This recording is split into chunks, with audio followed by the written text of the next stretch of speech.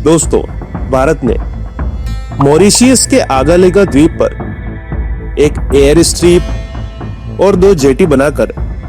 एक छोटे नौसेना अड्डे का निर्माण किया है। इससे पहले भारत अपने उत्तर पश्चिम में स्थित पुराने रणनीतिक सहयोगी ताजिकिस्तान के फरखोर में फरखोर एयरबेस पर और राजधानी दुशानबे के पास आईनी में स्थित होसर एयरबेस पर इंडियन एयरफोर्स की तैनाती करता आया है। दूसरी ओर भूटान के हाजोंग में इंडियन मिलिट्री ट्रेनिंग फैसिलिटी और भूटान के पड़ोसी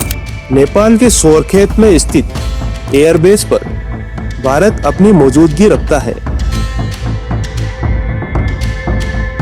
इसके अलावा अरब सागर के दूसरे छोर पर स्थित ओमान और हिंद महासागरीय देशों मेडागास्कर, मॉरिशियस और सेशल्स में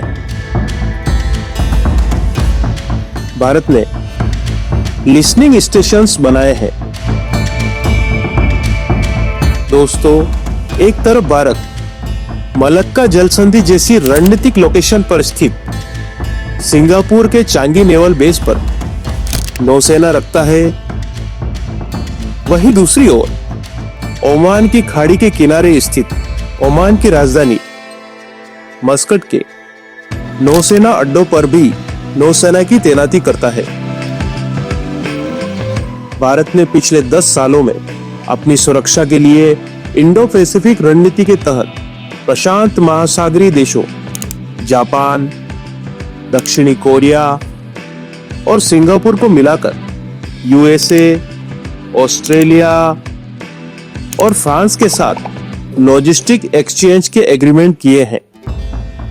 इस वजह से भारतीय नौसेना को यूनाइटेड स्टेट्स ऑफ अमेरिका के डिएगो गार्सिया, फ्रांस के रियूनियन द्वीपों और मोस्ट इंपोर्टेंट लाल सागर के किनारे पर स्थित जिबूती नामक देश के आर्मी और नेवी बेसेस का लिमिटेड एक्सेस मिला हुआ है।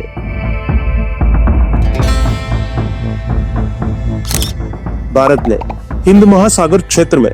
चीन के इन्फ्लुएंस को काउंटर करने के लिए इस रीजन के अलग अलग देशों के बंदरगाहों को डेवलप करने का जिम्मा लिया है, जिसमें मस्कट के सामने की ओर स्थित ईरान का चाबहार बंदरगाह, भारत के दक्षिण में स्थित श्रीलंका के कनक संथुराई बंदरगाह और मटाला हवाई अड्डे की सुरक्षा की देखरेख, अंडमान और निकोबार के पास इंडोनेशिया का सबांग बंदरगाह, म्यांमार का सितवे बंदरगाह और बांग्लादेश के खुल्ला में स्थित मोंगला बंदरगाह प्रमुख है।